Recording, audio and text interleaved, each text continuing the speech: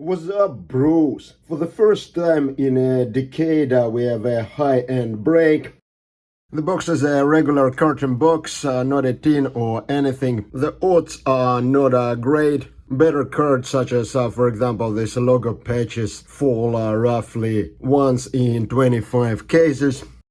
This is a very nice setting for a breaker as cards are not visible to us. And the first card is Paxton Pamical Auto, numbered 220, which is the highest possible numbered card you can pull out of this product. Pamical is an okay player by the MLS standard, although from Dallas I would prefer to pull somebody like Ferreira or Velasco, but Topps obviously doesn't care what I'm looking for.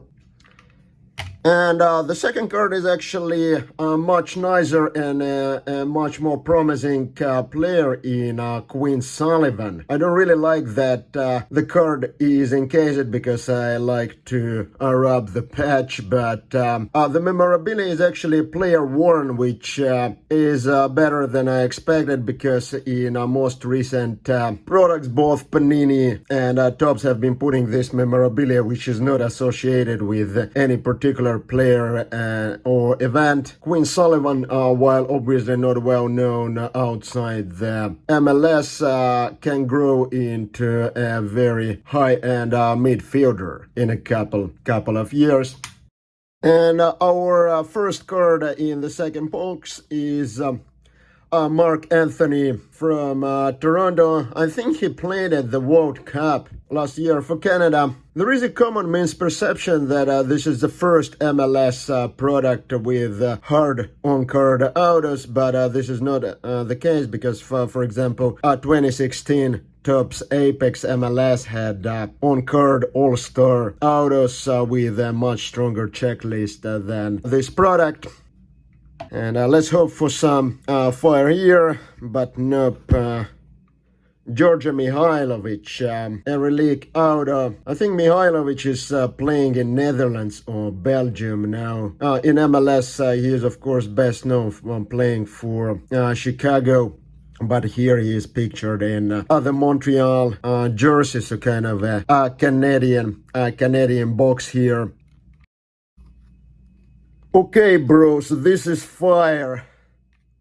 Yeah, if you don't follow MLS, you probably never heard about Hani Mukhtar, but he's essentially the face of the Nashville, and has been the face of Nashville since the club was founded in 2020, and overall one of the highest profile players on the checklist in this product. So pulling his one is amazing, although his auto is not as nice as autos of some other players we have just pulled. But yeah, this is much better a hit than I could have imagined going into this break, and a beautiful card overall. I like how the design is kind of a watercolor painting design, somewhat what reminds me of Court King's basketball cards.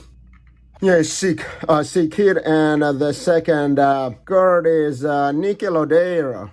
That's what I call a nice signature. And Lodeiro is also a legend of Sounders. I think he has been like with Sounders for something like 5, 6, 7, 8 or so years. This was a very nice box, because both Mukhtar and Lodeiro are kind of legends of the MLS. And our first card is another Quinn Sullivan. In this case, just an auto numbered 220. And the second card is Carlos Gil, also numbered 220. So this box was a little bit unlucky. Both cards numbered 220. Carlos Gil is kind of similar to Hani Mukhtar, because he struggled mightily in Europe, but then came to the MLS and became a New England Revolution icon here. And our first card in the last box is this auto numbered of 10 of Paxton Aronson, who is struggling mightily in Germany, but I appreciate the effort he put into this auto.